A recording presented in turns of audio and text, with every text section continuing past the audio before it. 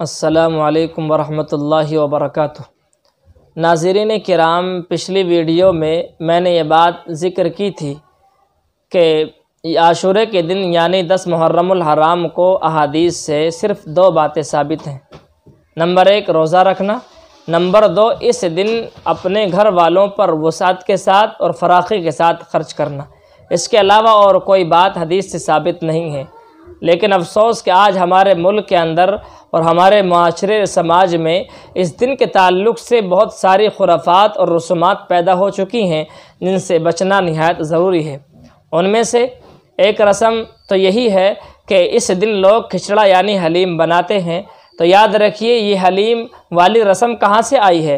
خوارج نے حضرت حسین کی شہادت کی خوشی میں حلیم بنایا تھا جو آل بیت کے دشمن تھے، اور اسی دشمنوں کی رسم پر ہم عمل کرتے ہیں۔ کتنے افسوس کی بات ہے۔ اس لیے ہمیں اس رسم کو اپنے گھر سے دور کرنے کی ضرورت ہے۔ اسی طرح اس دن لوگ تعزیہ بناتے ہیں، تعزیہ نکالتے ہیں، اور بہت سارے مسلمان اس تعزیے کو دیکھنے کے لیے جاتے ہیں۔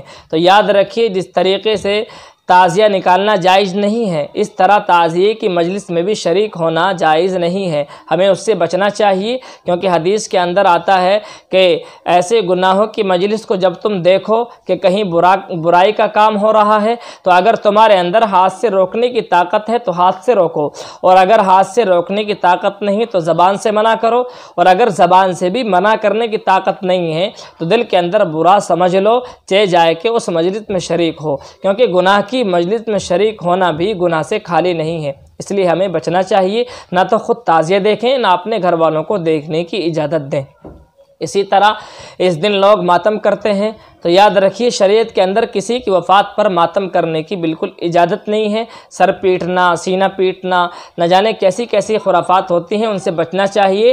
اور اگر شریعت کے اندر ماتم کی اجازت ہوتی تو سب سے پہلے جناب نبی کریم صلی اللہ علیہ وسلم کی وفات پر ماتم کیا جاتا 12 ربیع الاول کو، جو اس روئے زمین پر سب کے لیے حادثے کا دن کہلاتا ہے۔ لیکن اس دن نہ صحابہ کرام نے ماتم کیا اور نہ کسی اور نے کیا ہے۔ اور اسی طرح اگر ماتم کی اجازت ہوتی تو اسلامی تاریخ کے اندر بے شمار ایسے واقعات ہیں اور ایسی مظلومانہ شہادتیں ہیں کہ جن پر ماتم کیا جاتا، جس میں سے حضرت عثمان غنی رضی اللہ تعالیٰ عنہ کی شہادت جو 18 ذی الحجہ کو ہوئی، اور بڑی مظلومانہ طریقے سے شہادت ہوئی، لیکن ان کی شہادت پر تو کوئی ماتم نہیں کرتا۔ ماتم تو دور کی بات، اس دن ان کا ذکر بھی نہیں آتا ہے۔ اسی طرح محرم کی پہلی تاریخ کو حضرت عمر بن خطاب رضی اللہ تعالیٰ عنہ کی وفات ہوئی تو اس دن تو کوئی ماتم نہیں کرتا۔ معلوم یہ ہوا شریعت کے اندر ماتم کی اجازت نہیں ہے۔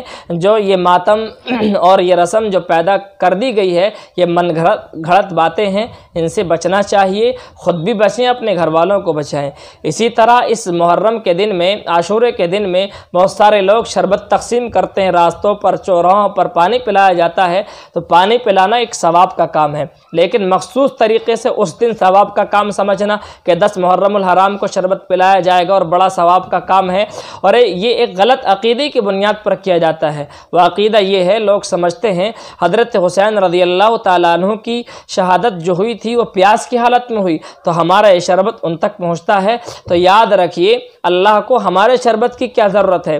اللہ نے ان کے لیے بڑی نعمتیں تیار کر رکھی ہیں، ہمارا شربت کوئی حیثیت نہیں رکھتا۔ اس لیے ان خرافات سے بچنے کی ضرورت ہے۔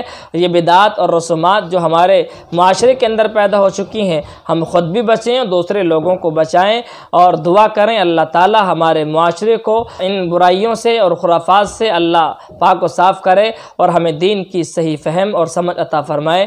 اللہ تعالی ہم سب کو عمل کی توفیق عطا فرمائے، آمین۔ وآخر دعوانا ان الحمد للہ رب العالمین۔